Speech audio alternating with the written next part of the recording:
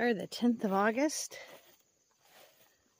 And the cows have gone way down the field, as you can see. I've been doing some videos in here showing how thin everything is. Them stomping it over. It had gone to seed, but there was still feed value in the bottom. We've gotten a bit of rain, and it's growing back really nicely. Here, it still obviously needs to fill in. I think it'll take a while to recover from years of drought, but it does one's heart good to see.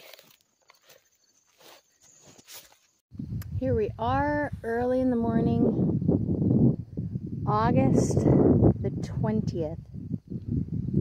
I moved the fences down there, so the cows are grazing down there. I'll move the second half, sorry, this afternoon. And this is what I've showed you multiple times this area. We've actually grazed this. This was what we put the cows on as the snow was melting, and we bale grazed. And then we grazed them again when it was beastly hot. I can't remember precisely when that was. I'll have to look back at my notes. I remember because in the center, the kids left the water running.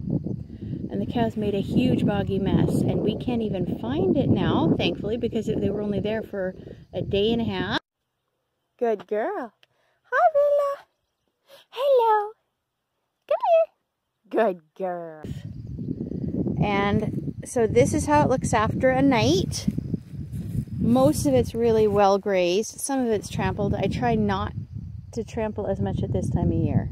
But anyway, the grass is finally growing. There wasn't even a lick of grass in here this spring because of how dry it was, but we got, crazily enough, 10 to 13 inches in about 2 weeks. The beginning of August, and the grass grew. Look at how it grew. It probably grew 18 inches in 2 weeks. So it's pretty incredible. It's not blooming. It is so incredibly lush and perfect. Oh, I'm going to have to put my back fences up, because these guys figure if I'm talking, good things are going to happen. That is so funny. But it's looking like they're doing a fantastic job cutting it evenly, trampling a tiny bit. The pasture here looks incredible. Even over there looks incredible. Give it 5 weeks, I'll be able to fall graze, which I'm very thankful for. The last 2 years I had very little fall grazing. You guys are buggers. Go away. But this year we will. Got some fresh stickers on some of the cows. I know, Charlie. Fresh stickers on some of the cows. Sorry, ignore me while I grab my fences. And after I've seen them rubbed off like that, I mark 18 days later and I put a different color on.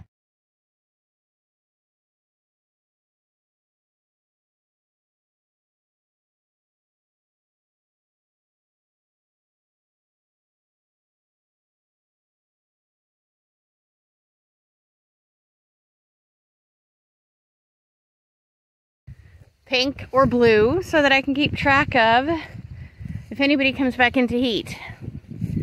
As you can see, Marcy's got a brand new tag on. It's gray and dark gray on top. There's Violet, her daughter. She's got one on too.